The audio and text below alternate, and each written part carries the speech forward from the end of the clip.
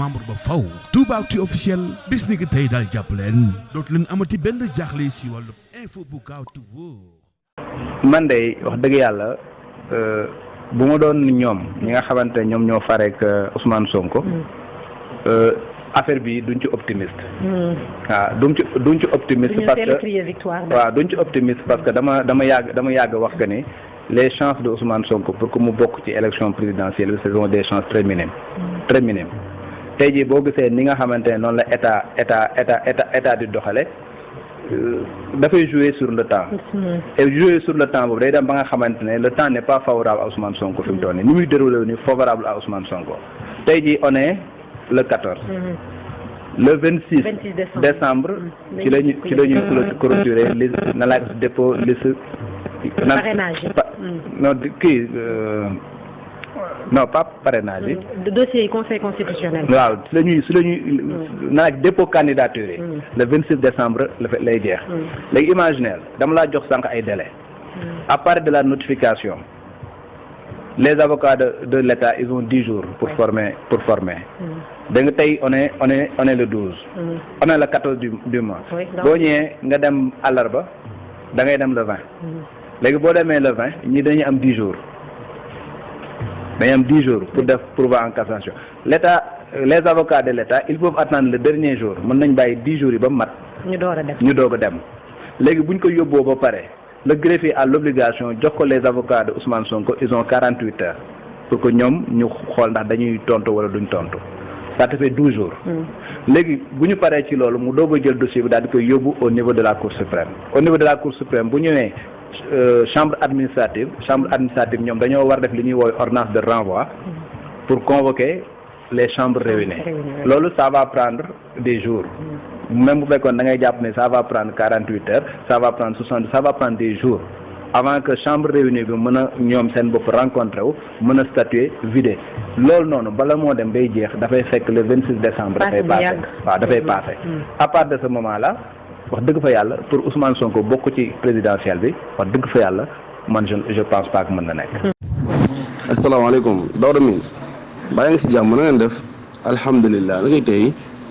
man de Daouda mi am na loo xam ne bëggu naa nga waxtaan ci parce que dama ñàkk rafetlu sa jàngat démb ni ma ko seetloo ci yow it wax dëgg yàlla seetlu naa ko noonu sax même ku ñuy wax professeur Mbaye Thiam te mooy loo xam ne lu doy waar la ndax yow Daouda mi da nga waxoon ne sooy jàngat da nga yem rek ci li texte yi wax yem ci mais dama gis ne loolu yenn saay bu fekkee dafa arrangé état bi nga koy def mais bu arrangé état bi faaw nga joxe sa xalaat wala ngay commentaire te loolu du maandu yow da nga ne juriste nga masala ba nga xam nga ci wàllu droit li yoon mooy sooy jàngat nga jàngat na yow effectivement li tribunal bi dogal mooy yoon yow sax nga ko nee nga mooy yoon te comme mooy yoon DCE dafa war a joxe fiche parrainage Ousmane Sonko bu fekk notification bi génn na jëlendi ñu dem jëli seen fiche parrainage te mooy yoon yow bi nga ko waxee wura ci woon doon ay commentaire naan di wax yow li nga xam ne moom la état bëgg a doxalee ak li état bëgg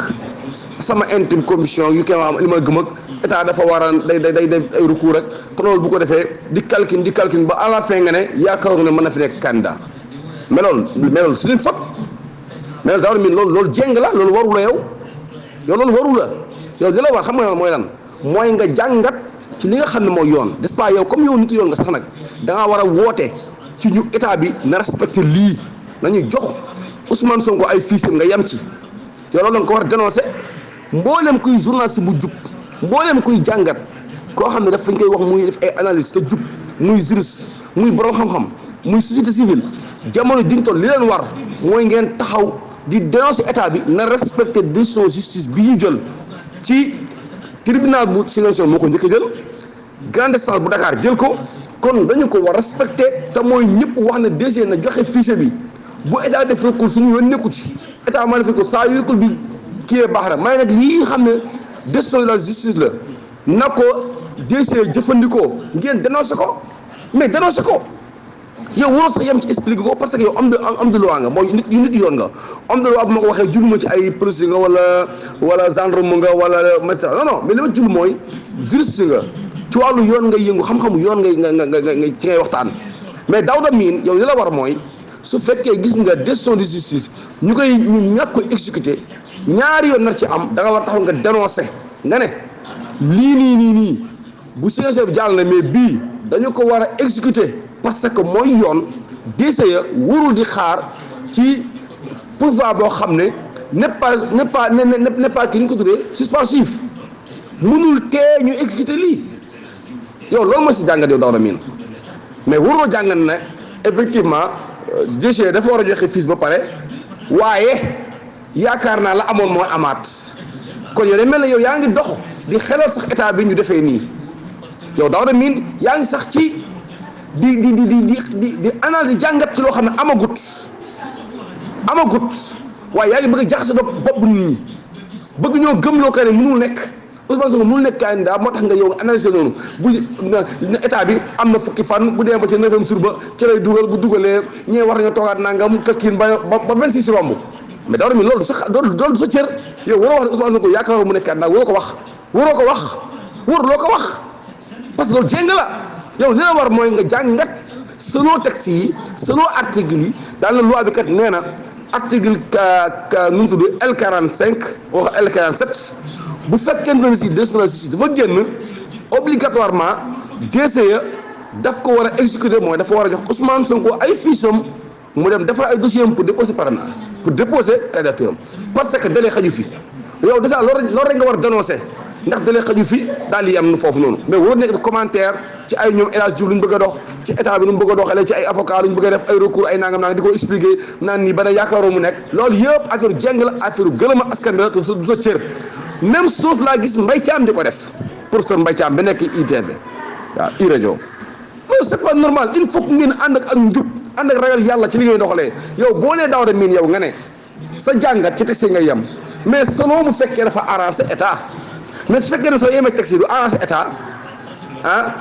dafay arrangé Ousmane Sonko da ngay jéem a génn texte yi sax au contraire di xool leen loo ci làmbaat ngir bëgg a wax ne yaa ngi yemale non loolu amul sens yemale amul ci àddina dëgg moo am dëgg ngay wax waaw même problème yi ba mu amee 2021 ba léegi nanguwoo génn benn sa commentaire bopp sa jour que texte ngay wax procureur su ko neexee procureur mën na juge bu ko neexee juge mën na juge bu ko neexee